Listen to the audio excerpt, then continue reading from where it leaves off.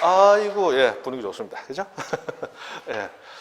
그래서 시험에 합격하는 방법은 딱 세 가지입니다. 자, 첫 번째, 수업은 빠지지 말 것.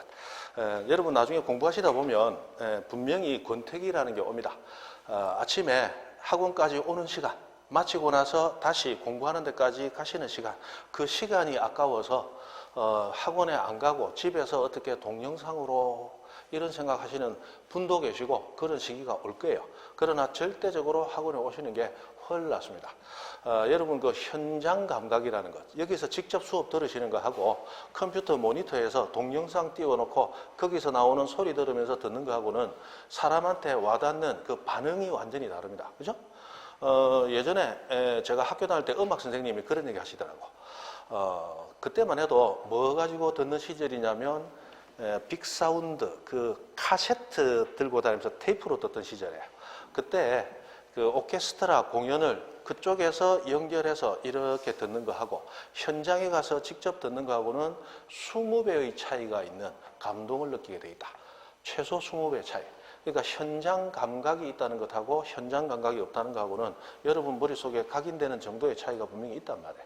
그래서 반드시 수업은 직접 참석하실 거예요. 동영상은 언제 쓰는 거예요? 너무 바빠서 수업 참석이 도저히 어렵다. 그때 보조적으로 쓰시는 거예요. 그 다음에 수업을 듣고 여러분 나중에 공부해 보시면 압니다. 오늘 듣고 오늘 들은 부분을 바로 복습을 해도 가만히 있자. 아까 뭐라 하던데 그때는 내가 이해를 한 것 같은데 보면 이해가 안 돼요. 그렇게 돼 있거든요. 그때 그 이해 안 되는 게 굉장히 중요한 것일 때 그때는 동영상을 통해서 다시 한번 들어보고 그렇게 보조적으로 쓰시면 됩니다. 가장 중요한 것은 수업에 직접 참석하시는 거. 그래야 4시간짜리 수업을 4시간 동안 들을 수 있어요. 동영상으로 들으시면 4시간 동안 4시간짜리 수업 절대 못 듣습니다. 해보시면 알아요. 왜? 집에 있다 보면 또 뭐 하다 보면 전화 왔다 받으러 가고 가만히 있자 지금 하면 동백꽃 필 무렵 지금 재방송 안 하나 또 봐야 되고 맞죠? 4시간 만에 절대 안 들어져요. 그리고 듣다 보면 잠깐 하고 지나가 버리면 다시 돌려봐야 돼. 다시 돌리면 우리 집 컴퓨터 버퍼링이라는 게 있어요. 그래갖고 픽픽픽픽 하다가 또 돌면 시간이 안 맞네, 너무 많이 갔네, 적게 갔네 몇 번 돌리고 다시 돌리다 보면 시간이 4시간짜리 수업 때려주기도 4시간 만에 못 듣습니다. 그런데 수업에 참석하시면 앞에 선생님이 있으니까 졸려도 미안해서 안 좋은 척하고 조금 꼬집어 가면서 정신을 차리고 듣죠. 그래서 수업에 참석하시는 게 훨씬 유리하다는 거. 이 학원에서 저도 뭐 20년 정도 수업을 하고 있는데 해보면 마지막까지 참석해서 얼굴 익으신 분들이 합격자 모임에 제일 많이 오세요. 그건 어쩔 수 없이 그거는 현실적으로 그럴 수밖에 없습니다. 마지막까지 수업에 참석하실 거. 그 다음에 그날 배운 거 그날 복습할 것. 그날 배운 거 그날 복습할 것. 자, 첫 번째 무조건 수업에 참석할 것. 그리고 그 다음 중요한 거 뭐? 그날 배운 거 그날 복습할 것. 만약에 오늘 여러분 수업 들었다. 그런데 오늘 집에 갔더니 갑자기 바쁜 일이 겹쳐가지고 복습을 못했다. 그럼 내일은 어떻게 됩니까? 내일의 과목이 있죠. 내일 과목 듣고 나서 그 다음에 집에 가셔서 어제 못 들은 어제 복습 못한 오늘 거 복습한다. 내일 들은 그날 들은 그걸 복습한다. 그날 들은 그걸 복습하셔야 돼. 어제 들었던 건 복습을 못했으므로 하루 지나면 여러분 기억이 거의 지금 사라져요. 전혀 모르는 상태에 처음 들으시기 때문에 그래서 하루 지난 걸 복습하려고 덤비지 말 것. 어차피 하루 지나고 나면 봐도 처음 본 것처럼 초면에 반갑습니다. 이렇게 되거든요. 그래서 그런 것들은 굳이 내가 필요하면 언제 해야 된다. 주말을 통해서 빈 시간을 통해서 할까. 반드시 그날 배운 거 그날 복습할까. 그래야 가장 효율성이 높아요. 무슨 이해하시죠? 그래서 자, 수업 빠지지 말 것, 그날 배운 거, 그날 복습할 것. 그 다음에 수업 시간에 바로 외운다 생각하실까? 수업 시간에 바로 외운다 생각하실까? 특히 시험에 자주 나오고 이거는 반드시 알아야 됩니다 라고 설명하는 부분들이 선생님마다 다 있어요. 그런 것들은 반드시 필요하거든요. 그런 것들은 나중에 해야지가 아니고 수업 시간에 바로 외우려고 덤빌 거야. 머릿속으로 계속 몇 번을 반복해서 돌려서 나중에 복습할 때도 이 부분 중요하다고 그랬지. 바로 기억날 수 있도록 그렇게 하실 거예요. 그렇게 하면 합격합니다. 이 학원 프로그램이 여러분이 합격할 수 있도록 프로그램이 쫙 짜여져 있거든요. 쭉 따라오시면 돼요. 자, 그러면 처음 오신 분들이 많으니까 우리 시험에 대해서 자, 우리 1차 과목이 두 과목이 있어요. 민법. 그 다음에 부동산학 개론이라는 게 있습니다. 자, 아시는 분도 있고 처음 듣는 분도 계실 거예요. 아시는 분은 다시 한번 복습하신다 생각하고, 그 다음에 2차 과목이 세 과목이 있습니다. 자, 부동산 공법. 그 다음에 부동산 공시 및 세법. 마지막으로 공인중개사법.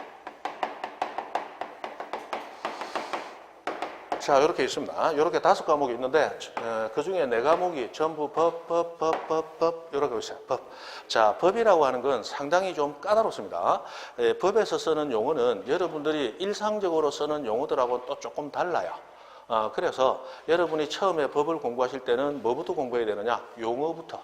그 단어부터, 이 단어는 이런 뜻을 가지고 쓰는구나. 분명히 한글로 적혀 있어요. 한글로 적혀 있는데 상당히 좀 막막하게 느끼실 거예요. 여러분 고사 성어 배우듯이 한자 배우는 거하고 비슷하다. 법은 이 글자로 되어 있는 수학 같은 거기 때문에 굉장히 논리적이에요. 근데 그걸 글자로 표현해 놨어. 근데 똑 보면 수학 같은데 글자로 쓰는 수학이에요. 그래서 이 법을 이해하기 위해서는 수업에 한 번이라도 빠지시면, 특히나 이 민법이라는 법은 빠졌다 하면 절단합니다. 무조건 민법은 때려 죽여도 현장에서 들을 것. 현장에 들을 것. 왜 그러냐면 이 법대 가면 제일 처음 배우는 법이 민법이야. 법을 전공한 사람들도 민법부터 배우는데, 이 민법 할 때 민자가 국민 민자, 백성 민자입니다. 그래서 사람들 사이에서 어우러져 가지고, 사람은 사회적 동물이니까 서로 간에 어우러져 있으면서 거래가 있을 수밖에 없어요. 맞죠? 내가 필요한 것은 사고, 나한테 필요 없는 것은 갖다 팔고, 또는 내가 가진 노동력을 제공하고 돈을 받아오고, 이런 여러 가지 거래를 할 거 아니에요. 이런 거래에 관해서 다루는 법이 민법입니다. 그러면 예전에 우리 그 원시 시대 때부터 물물교환이라는 거 했다. 그런 건 다 아시잖아. 그럼 그 교환조차도 뭐예요? 다 거래에 해당되는 겁니다. 그럼 이 거래를 할 때는 규칙을 정해서 이렇게 하도록 하자라고 정해놓은 법이 민법이에요. 여러분 별거 아닌 것 같아도 이 거래에 대해서 굉장히 많은 다툼들이 있어요. 뭐가 있느냐? 자, 제가 여러분한테 돈을 100만 원 빌려 드렸어. 그럼 여러분이 나중에 100만 원 갚아야 되는데 언제 갚을 것이냐? 날짜를 정했느냐? 정하지 않았느냐? 정하지 않았다면 언제 갚아야 될 것이냐? 라는 거 정해야 돼. 그 다음에 여러분이 저한테 돈을 빌려갔는데, 자, 그 돈 빌렸을 때 이자 약정을 했느냐? 안 했느냐? 이자 약정을 안 했을 때는 기본적인 이자, 그래도 일상적으로 생각하는 이자는 주기로 하는 거냐? 아예 무이자로 하는 거냐? 이런 거. 그 다음에 돈을 갚을 때. 자, 제가 오늘 화명동에서 여러분한테 돈을 빌려드렸는데, 여러분이 나중에 돈 갚을 때 돼가지고는 제주도로 이사를 가버렸어. 그래서 제주도에서 제 이름도 모른다. 양 선생한테 전화해가지고 뭐라 하느냐? 100만 원 드릴 테니까 제주도로 오시오 했다. 그러니까 양 선생이 뭐라 하냐? 화명동에서 빌려주고 나는 저기 육지에서 사니까 갚으러 와야지. 와서 주고 가야지. 내가 필요하다 할 때 돈 빌려줬으면 와서 갚아야지. 네가 온나? 와서 받아가라. 이래가지고 되나? 사람 사는 게 그게 아니지. 그러니까 여러분 뭐라 한다? 이 사람이 앉아서 주고 서서 받는다는 속담 못 들었어? 그러니까 돈 받으려면 이리 와. 그 왔다 갔다 하는 시간과 왔다 갔다 하는 비용, 그것과 관련해서 어디에서 갚을 것이냐. 이런 여러 가지 문제가 발생한단 말이에요. 그런 것들을 법으로 딱 규정을 해놓은 거예요. 그게 민법이라는 법입니다. 이 민법이 사람 사이의 관계를 다루는 가장 기본적인 법이고, 여기서 아주 장황한 걸 다루면서 이 민법이라는 법이 사람 사이의 관계를 다루니까 제일 처음 생긴 법이다, 이렇게 생각하시면 돼요. 그러면 이 법에서 용어들이 만들어져요. 그 용어들을 요법들이 갖다 쓰게 됩니다. 새로 용어를 만드는 게 아니고. 그래서 민법을 알면 다른 법은 안 배워도 50% 반은 배운 것과 같다라는 얘기를 쓸 만큼 민법이 아주 중요한 법이에요. 그래서 민법을 여러분이 잘 하시게 되면 여기 나와 있는 나머지 법들은 공부를 안 해도 책을 보면 뭔가 이해가 되는 것 같아. 민법을 모르고 그냥 보면 무슨 얘기인지 이해를 못해.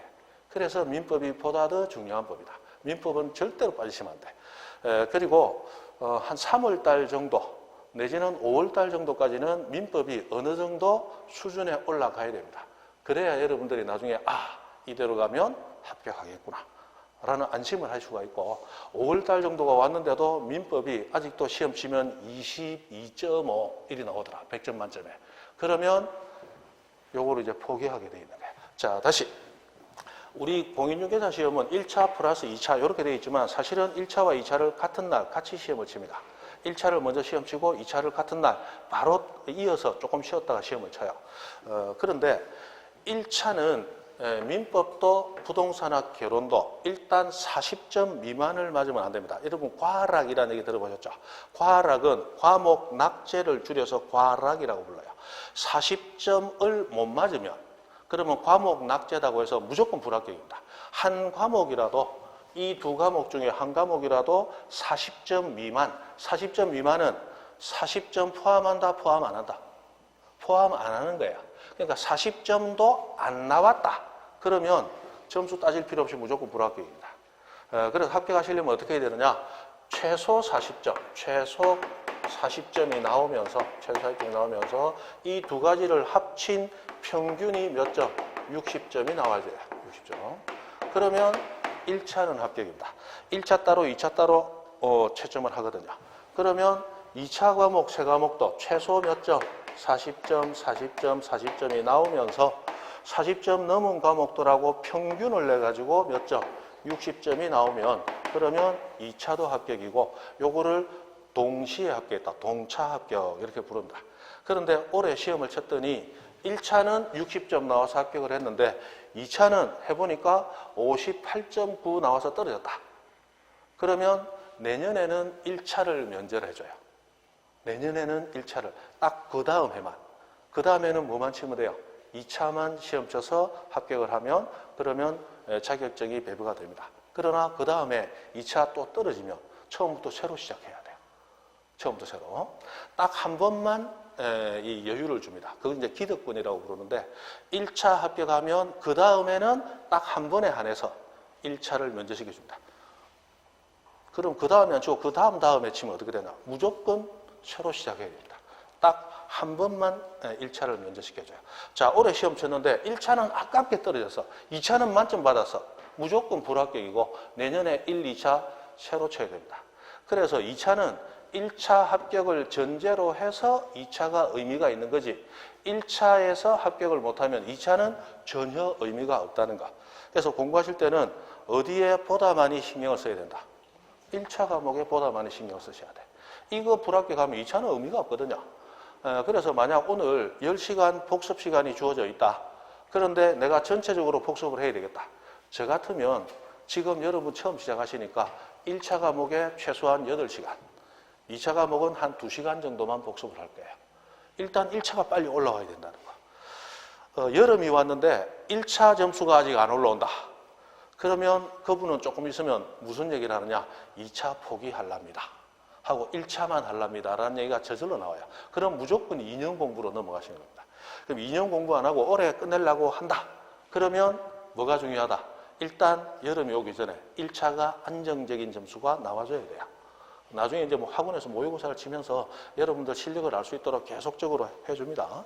그런 걸 응시해 보시면 알아요. 그래서 이렇게 가게 됩니다. 가장 중요한 거 무슨 법? 민법. 이 민법을 하게 되면 2차 공부하기도 굉장히 수월해요. 그리고 민법에서 배운 게 공시법에서도 나오고 공인중개사법에서도 나오고 같이 나와요. 실제로. 그게 시험 문제로도 나와요. 그래서 민법을 알면 다른 법은 굉장히 도움을 많이 주는 법이니까 그걸 하셔야 됩니다. 공법 지 혼자 놀아. 세법 지 혼자 놀아. 중개사법 지 혼자 놀아. 다만 민법을 일부 가져올 뿐이야. 이거는 잘해도 지만 잘하는데 민법은 잘하면 남까지 잘하게 해줘요. 저 민법 가르치는 선생님 아니죠? 그러나 여러분이 합격하기 위해서는 민법에 더 신경을 써야 된다는 거. 민법. 자, 그 다음에 여러분을 합격시켜주는 법, 민법과 부동산학 개론, 요거는 무조건 1차 과목이니까 두 과목이 어우러져서 60점 이상 나올 수 있도록 하셔야 돼. 2차 과목에서는 여러분을 떨어뜨리는 법, 공법, 떨어뜨리는 법. 그 다음에 제가 가르치는 이 공시법 중에 일부. 요게 여러분을 떨어뜨리는 법이에요. 여러분을 합격시켜주는 법, 공인중개사법. 여러분은 공인중개사법 책은 항상 받들어 모셔야 돼. 이 과목을 잘해야 여러분 합격하시는 거예요. 공법은 60점 평균 나와야 되니까 60점 나오도록 공부한다.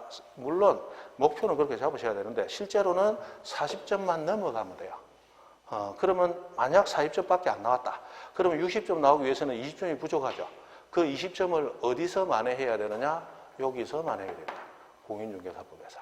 그래서 공인중개사법에서 점수가 80점 이상이 나오면 2차 과목은 과락만 면하면 거의 합격이에요. 과락만 면하면. 만약에 90점 나왔다. 2차 과목 과락 나온 과목 없다. 거의 99.9% 합격입니다. 중개사법에서 90점만 나와주면. 중개사법은 열심히 하시면 80점은 대충 넘어가셔. 여기서 최소 80점은 나와줘야 된다는 거. 그거 안 하면 나머지 해봐야 밥 팔아 먹어 사 먹는 짓 하는 거예요. 합격하시려면 그렇게 하시면 됩니다. 자, 해서 이렇게 가는데, 자, 민법이 있습니다. 그러면 여기 있는 이 부동산이 있는데, 이 부동산이 갑의 것이에요. 갑이, 자, 앞으로 여러분 갑하고 을하고 굉장히 자주 만나게 됩니다. 굉장히 자주 만나게 되는데, 이 갑하고 을하고라는 이름 가진 이 사람들은 여기서도 엄청 나오고, 여기서도 엄청 나오고, 여기서도 제법 많이 나와요. 갑, 을. 그래서 갑하고 을은 앞으로 굉장히 친해져야 될 사람입니다. 여러분, 아 이름은 까먹어도 갑을은 까먹으면 안 돼. 갑을은 까먹으면 안 돼. 법에서는 사람을 설명할 때 이 사람과 저 사람 그렇게 얘기하지 않고 갑과 을 해서 사람을 특정해서 그렇게 용어를 만들어 놨어요. 그러면 갑, 을 말고 한 사람 더 등장한다. 그러면 병이라는 이름으로 등장시켜. 그리고 또 한 사람 더 필요하다. 정이라는 이름으로 등장시켜. 이게 갑을, 병정, 무기경신, 임계라는 이 12간 12지 하는 거 있죠. 거기서 이름을 따와가지고 사람 이름 대신 갑, 을, 병정 이렇게 써요. 그럼 나중에 여러분 민법 공부해보면 압니다. 갑과 을만 나왔다. 좀 수월다. 그런데 사람이 갑, 을에다 병까지 나왔다. 많이 어려워집니다. 갑, 을, 병에다가 정까지 나왔다. 일단 그 문제는 천천히 다음에 풀고 다른 문제부터 풀어야 되는 거예요. 왜냐하면 사람이 네 사람이 나오면 네 사람 사이의 관계가 굉장히 복잡해져. 그런 게 있어요. 자, 일단은 갑과 을이 나왔어요. 그럼 갑이라는 사람이 주인이고 을이라는 사람이 사려고 하는 사람이에요. 자, 갑은 주인이다. 소유권 가진 사람이다. 소유권자. 을은 소유권을 가지려고 하는 자다. 그죠? 자, 여기에서 갑이 을에게 이 부동산을 돈을 받고 팔려고 그런다. 예를 들어서 5억 받고 팔려고 그래요. 그러면 이렇게 돈을 받고 사고 파는 계약을 우리 법에서는 매매라고 불러요. 매매. 매매라는 거는 여러분 다 매매 많이 해보고 매매라는 말은 많이 들어보셨죠? 부동산 매매했다. 부동산 매매했다는 얘기는 그 부동산을 내가 샀는데 뭐 주고 샀다? 돈 주고 샀다. 그게 매매예요. 자, 아파트 내가 샀는데 그 아파트 대금으로 돈을 지급 안 하고 부모님이 물려주신 시골에 임야하고 맞바꿨어요. 그러면 부동산을 받되 대가로는 돈을 줬어요? 물건 줬어요? 물건 줬죠. 이거는 교환이에요. 교환. 법에서는 딱 구분합니다. 매매는 물건을 내가 가져오는데 대가로서 반드시 뭘 지급? 돈, 금전을 지급했을 때 그걸 매매라고 불러요. 그러면 이거 매매인데 매매에서 파는 사람, 넘겨준다, 양도한다라고 해서 매매에서 양도했다, 매도인이라고 부릅니다. 이거 매매를 통해서 양수, 넘겨받았다, 매수인 이렇게 불러요. 자, 그러면 이 부동산이라고 하는 자산은 저렴하다, 굉장히 비싸다. 굉장히 비싸. 엄청나게 비싸. 맞죠? 엄청나게 비싸기 때문에 우리 법이 부동산의 권리가 상대방에게 넘어가려면 국가가 만들어 놓은 등기부라는 장부에 등기가 되어야 권리가 넘어간다. 이렇게 하고 있어요. 자, 여러분 지금 차고 있는 시계나 목걸이, 반지 같은 거 있죠? 자, 이런 것들은 우리 법에서 뭐라고 부르느냐?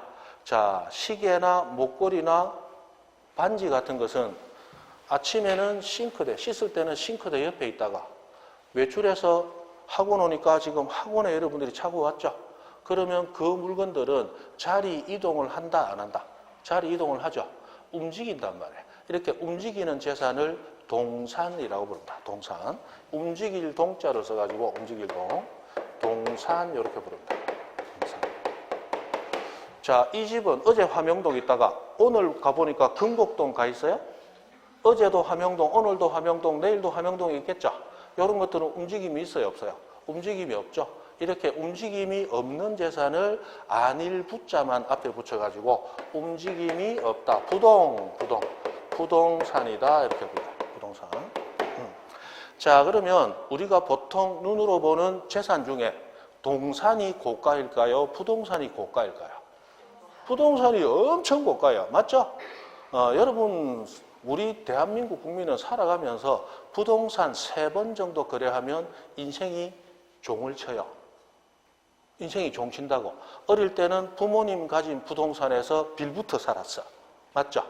그러다가 결혼하면서 처음으로 부동산 하나 장만해요. 사든지 빌리든지. 물론 그때도 부모님한테 좀 빌붙어가지고 부모님 지갑에 돈 빼내서 보통 많이 하죠. 자, 그리고 있다가 애가 나오고 애가 크면서 조금 큰 집이 필요하구나 해서 한번 옮기게 돼요. 2번째 부동산 거래를 하는 겁니다. 맞죠? 그렇게 해서 거기서 애들 길러내고 애들이 분가해서 독립해서 나가면 그러면 나갈 때 좀 보태줘야 될 것도 있고 나가고 나면 집이 너무 크니까 휑하고 청소하기도 힘드니까 어떻게 해요? 조금 작은 집으로 옮기게 돼.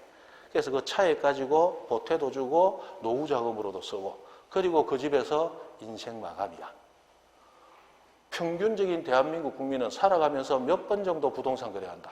3번. 3번 하면 인생 종치는 거예요. 그래서 저는 2번만 하고 아직 1번 안 하고 있어. 여러분 생각해보고 나 3번 했는데 이제 마감할 때 돼간다는 얘기야. 그 부동산에 그만이 비싸다 이 말이에요. 인생에 있어서 3번 정도 거래하면 끝날 만큼 고가의 자산이 부동산이에요. 그러면 이 동산이라는 자산은 자리를 옮기는 거기 때문에 제가 여러분한테 여러분 반지 하나 보고 우와 반지 이쁘네 파세요 해가지고 돈을 주고 샀어요. 언제 내 것이 되느냐?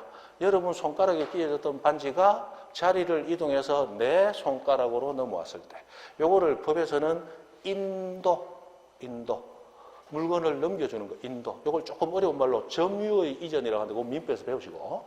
인도가 되면 내게 돼요. 내게 된다고. 여러분 시계 사러 갔다. 시계방 주인이 시계 여러 개 내놨다.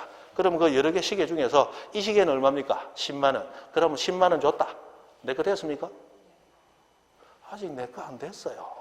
왜? 진열장 위에 있는 거지. 아직 나한테 인도가 됐어요? 안 됐어요? 안 됐다 이 말이에요. 그러면 돈 주고 나서 언제 내 거 되는 거예요? 내 손모가지에 딱 찾으면 그때 내 거 되는 거예요. 내가 손으로 딱 집어야 내게 된다 이 말이에요. 무슨 이해되시죠? 그 순간이 내게 돼요. 자, 시골 장날 가가지고 할매 그 콩나물 맹겨 1,000원 더 있다. 그거 내 거 된 거예요? 아니야. 할매가 1,000원치 뽑아서 봉지에 넣어서 아직 할매 손에 있는 동안은 내 거다 내 거 아니다. 아직 내 거 아니야. 탁 잡아야 내 거 된다 이 말이에요. 그게 동산의 권리 이전 시기다. 이렇게 얘기해요. 물건이 내게 되기 위해서는 내가 가져야 된다 이 말이에요. 그런데 부동산은 그래가지고는 안 되겠다. 왜? 새들은 사람도 있고. 그럼 새들은 사람이 부동산 가지고 있는 것처럼 보이잖아. 그럼 그 사람이 새들어 있지만 내가 주인이요. 했을 때 그 사람 주인 취급을 해줘야 되느냐. 야, 이거 문제가 있다. 그 사람이 주인 행세하고 다른 사람한테 물건 팔아먹고 사기치면 돼요? 안 돼? 안 돼. 그러니까 누구나 알 수 있도록 국가가 마련해 놓은 장부에 그 사람 이름으로 기록이 됐을 때 그때 권리가 넘어가도록 하자라고 법이 정해 놓은 거예요. 그래서 이 부동산 소유자가 지금 갑이다라고 적어놨는데 갑이 이 부동산 주인인 이유는 등기부라는 장부를 보니까 소유권이 갑에게 있다라고 등기가 되어 있기 때문에 갑이 소유자인 거예요. 그러면 을은 갑에게 자 처음에 계약금으로 보통 한 10% 정도 걸죠? 5천만 원 줬어요. 그리고 중도금으로 2억을 줬어. 그런데 을이 갑한테 사정을 해가지고 잔금은 못 드렸지만 2달 뒤에 틀림없이 드릴 텐데 지금 우리 지낼 때가 어중간하니까 2달 미리 들어가서 살도록 좀 해주세요. 2달 동안 내 월세는 별도로 드릴게. 해가지고 갑을 받아서 을이 들어와 살고 있어요. 지금 중도금까지 2억 5천이나 들어간 상태야. 자, 이거 을 것 됐다 안 됐다? 안 됐어요. 여전히 누구 거예요? 갑 거예요. 자, 그리고 을이 들어가 살다가 갑한테 마지막 잔금 2억 5천까지 다 줬어요. 그리고 을은 이 집에 전입신고까지 해놓고 이 집 간판도 을거 하고 적어놨어요. 그리고 이 집 지붕 위에다가 을 전입 축하 적어놓고, 그리고 온 동네 떡도 다 돌렸어. 그리고 동네 입구에도 몇 번지는 오늘부터 을 겁니다라고 플래카드 15장 갖다 붙여놨어. 자, 그리고 1년이 지났어요. 을거 됐을까요? 안 됐을까요? 안 됐어요. 언제 을게 돼요? 등기부에 을거 되었다라고 등기가 돼야 되는 거예요. 소유권이 이전되었다. 을하고 기록이 되어야 을게 됩니다. 그래요. 이게 이제 민법 186조에서 법률 행위로 인한 부동산 권리 변동은 등기해야 효력이 생긴다라는 말로 표현을 하고 있어요. 등기해야 내게 되는 거예요. 등기 안 하면 내가 돈 다 주고 갑이 을한테 이제부터는 당신 거요 라고 갑으로부터 인정받고 갑이 가졌던 열쇠 전부 다 돌려받고 혹시 갑이 열쇠 하나 빼돌렸을까 봐 대문부터 열쇠 전부 다 바꿨어. 그리고 내 열쇠만 우리 식구들만 들고 다녀. 그래도 내 거 된다 안 된다? 안 돼. 부동산이 내 거 되려면 뭐 해야 돼요? 등기를 해야 되는 거야. 등기.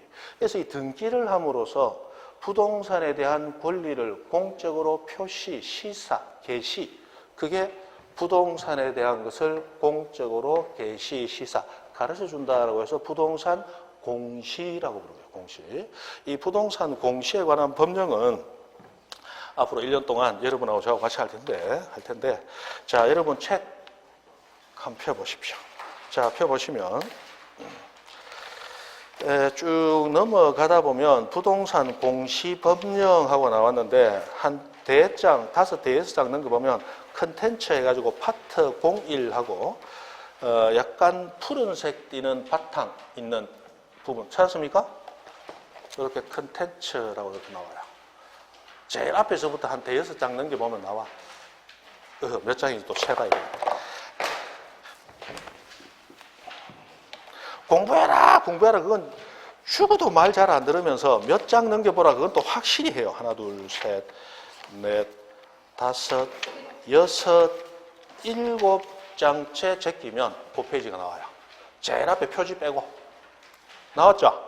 자, 거기 파트 01 해가지고 공간정보의 구축 및 관리 등에 관한 법률 왼쪽 위에 있고, 오른쪽 약간 위쪽에 보면 파트 2에서 부동산 등기법하고 두 가지가 나와 있죠. 이 두 개의 법을 합쳐서 부동산 공시법이라고 부르는데, 부동산 공시법이라는 이름은 알 필요 없습니다. 요거는 학자들이 만든 이름이고, 실제 우리나라에 존재하는 법 이름은 거기 나와 있는 공간정보의 구축 및 관리에 관한 법률하고 부동산 등기법하고 요 두 개의 이름이 정식 법 이름이에요. 이 두 개 법에 대해서 공부하는 것이 1년 동안 여러분하고 저하고 갈 부분입니다. 자, 그러면 이 부동산 공시법하고 나왔는데, 이 부동산 공시법이 두 가지로 지금 나눠져 있다 이 말이에요. 자, 공간정보의 어쩌고저쩌고 공간법하고 줄여봅니다. 그다음 부동산 등기법하고 줄여봐요. 이 공간법은 나중에 우리가 뭐라고 부르느냐? 지적법이라고 부를 겁니다. 지적법. 현재 쓰이는 이름은 아닌데 이 지적이라는 이름이 요 법의 특징, 우리 시험 쳐야 될 특징을 가장 잘 나타내는 게 지적법이라는 이름이니까. 그래서 우리 수업에서는 지적법이라는 이름을 쓸 거예요. 그러나 여러분이 나중에 실제로 시험장에 가면 법 이름이 공간정보의 구축 및 관리 등에 관한 법령상 이렇게 이름이 나오는데, 뭐 이름은 굳이 못 외워도 상관이 없습니다. 공간정보의 구축 및 관리인데 혹시나 공간정보의 관리 및 구축에 관한 법 해가지고 틀리게 되는 거 아니냐. 아직 그런 문제 나온 적도 없고, 그런 거는 법 이름은 대충 하시면 돼. 대충 하시면 돼. 그래서 요 법과 요 법을 앞으로 치게 되는데, 자, 우리는 시험 칠 때 한 과목이 몇 문제로 되어 있다? 40문제로 되어 있어요. 40문제. 과목당 몇 문제? 40문제. 과목당 40문제인데 그러면 한 문제가 몇 점이냐? 2.5점이에요. 문제당 2.5점입니다. 자, 그럼 20문제를 맞추면 50점이에요. 우리는 몇 점 맞춰야 합격입니까? 60점. 그러면 24문제를 맞추면 합격점을 받는 거예요. 그러면 40문제 중에 16문제를 틀려도 합격하시는 거야. 맞죠? 법은 처음에 공부할 때가 상당히 좀 힘이 듭니다. 상당히 좀 힘들어요. 그런데 어느 정도 되고 나면 60점을 따야 합격이 되는데 60점이라는 점수는 가만히 생각해 보세요. 여러분 요번에 집에 있는 자녀들 기말고사 쳤습니다 하고 성적표 받아왔는데 60점 하고 왔더라. 장하다 내 새끼야 이랍니까? 조용히 온 방에 불 다 끄고 골방으로 와 해놓고 저기 주방에 가서 명태 두드리는 방망이 들고 갑니까? 자, 무슨 얘기인지 잘 모르는 모양인데 60점은 칭찬받아 마땅하다 좀 두드리 패야 된다. 좀 두드리 패야 되는 점수야. 우리는 그 점수만 받으면 합격하는 거야. 그래서 공부는 어려운데 시험은 쉽다라는 얘기가 거기서 나오는 거예요. 안 해본 사람들은 야 60점짜리 시험 그것도 시험이가 100점 맞으면 수, 90점 맞으면 우, 80점 맞으면 미, 70점 맞으면 양, 60점 맞으면 가야 가. 옛날에 수, 우, 미, 양, 가 해가지고 점수 매길 때 가는 뭐예요? 도저히 눈 뜨고 볼 수는 없지만 가능하다. 그게 가야. 가 위에 양은 뭐예요? 그래도 막 양호하다. 미 아름답다. 우 우수하다. 수 빼어나다. 그 중에 뭐예요? 도저히 눈 뜨고 볼 수는 없지만 하면 가능은 하다. 그게 가야. 우리는 그 점수만 맞으면 합격이다 이 말이에요. 근데 그 점수 가기 전까지 한 40점 쌓는 게 상당히 힘들어요. 왜? 내가 아는 글자는 내가 아는 글자고 읽어는 지는데 무슨 뜻인지를 몰라. 그게 법이라는 거예요. 그래서 처음에는 상당히 좀 어렵습니다. 그런데 법 용어를 자꾸 공부하고 눈에 익으면 여러분이 뉴스를 보든 신문을 보든 여태까지는 신문의 내용을 이렇게 보면서 거기 있는 양의 50%만 내 거로 했다면 법률 용어를 배우고 나면 80% 이상이 내게 돼요. 여태까지는 그냥 한글로 읽어지니까 정확히 무슨 뜻인지 모르고 지나갔던 것들이 이제는 뜻을 알고 보게 된다 이 말이에요. 실제로 법률 용어가 많이 쓰입니다. 우리 일상적으로 쓰진 않지만. 자, 해서 이렇게 되는데 문제당 2.5점, 문제는 24문제 맞추면 돼. 24문제. 24문제 맞추면 합격이 돼요. 자, 24문제 맞추기 위해서는 24문제를 알아야 됩니까? 20문제만 알면 돼. 반만 맞추면 60점은 나온다고. 왜? 나는 40문제 중에 20문제 딱 풀었어. 그러면 나는 정정당당하게 승부하는 사람이니까 내가 아는 것만 똥굴배이 치고 모르는 거 20문제는 똥굴배이 안 치고 나온다. 그래도 혹시나 빵시나 우리가 얘기하는 성은 겐시의 이름은 또 이 겐또라는 걸 노리고 똥굴배이 쳐놓고 나온다. 똥굴배이 쳐놓고 나오죠. 겐또라는 거로 4점을 맞아주면 되는 거예요. 네 문제를 맞아주면 돼요. 실제로 우리가 60점 받기 위해서는 정확히 아는 거는 반만 알면 돼요. 나머지는 쭉 밀어서 맞추면 되거든. 50점만 실제로 알면 돼요. 그러면 그 과목은 합격인 거야. 근데 50점 맞추기 위해서는 처음에 공부해 보시면 한 30점에서 40점 올라오기가 굉장히 힘듭니다. 그런데 50점 가까이 가는 건 의외로 조금 수월해요. 근데 정확히 시험 칠 때마다 50점 이상씩 아는 게 나오기 위해서는 조금 피도 좀 나고 알도 좀 배기고 그러게 돼 있어요. 해보면 재밌어요. 재밌어. 자, 해서 이렇게 60점만 맞으면 합격하는 시험인데 우리 이 지적법에서는 몇 문제가 나오느냐? 12문제가 나옵니다. 등기법에서도 12문제가 나와요. 그러면 합쳐봐야 24문제밖에 안 돼. 나머지 16문제는 어디서 나와요? 공시법 및 세법이라고 불렀죠? 세법에서 16문제가 나옵니다. 세법에서. 그래서 공시법하고 저하고 같이 가시는 과목은 40점짜리 우리가 얘기하는 온 과목이 아니고 24문제짜리 반보다 조금 더 되는 반 과목이에요. 그런데 이 중에 여러분 발목을 잡는 법은 요 법이에요. 등기법. 2차를 여러분 불합격시키려고 나온 법이 부동산 공법하고 등기법이에요. 여러분 합격시켜주는 법이 공인중개사법하고 요 지적법 요 파트예요. 요게 여러분을 합격시켜주는 법이에요. 해서 지적법은 12문제 중에 최소 10문제 맞춰준다 생각하시면 되고 등기법은 12문제 중에 6문제만 맞추겠다 생각하시면 돼요. 그러면 16문제 맞잖아요. 그러면 세법 16문제 중에 절반 8개만 맞춰도 10개, 16개, 24개, 딱 24문제 60점이 나와요. 그러면 공법에서 40점만 넘겨주고 중개사법에서 80점 나와주면 2차는 그냥 합격하시는 거야. 공부량을 앞으로 어떻게 짜야 된다는 얘기를 제가 중간중간에 한 번씩 드릴 텐데, 물론 다른 선생님도 많이 하실 텐데 그렇게 맞춰서 하시면 돼요. 등기법은 양이 상당히 많고 조금 난이도가 있고, 지적법은 뭐 어려울 것도 없고 그냥 외우면 돼요. 단지 뭐가 지랄 같으냐, 다 외워야 되니까 그게 지랄 같다는 거예요. 민법은 재밌어요. 해보면 정말 재밌어요. 처음에 하면 용어가 어려워서 용어 좀 알고 들어보면 우와, 내가 집을 세를 줬는데 그것도 나와. 주택 임대차 보호법 이래가지고 그거 나온다고. 그럼 내가 상가를 빌리려고 그런다. 상가 임대차 보호법 나와. 그러니까 거기서 배우는 거는 실생활하고 바로 맞물리는 것들이 나와요. 뭔가 사고 팔 때 매매라는 이름으로 쫙 나와. 재밌다고.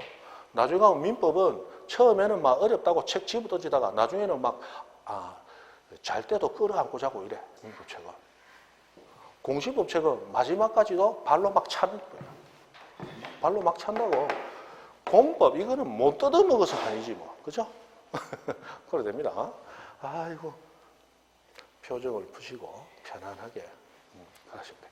자, 해서 지적법 12문제, 등기법 12문제 나오는 것 중에 지적법은 최소 10문제 맞게 됩니다.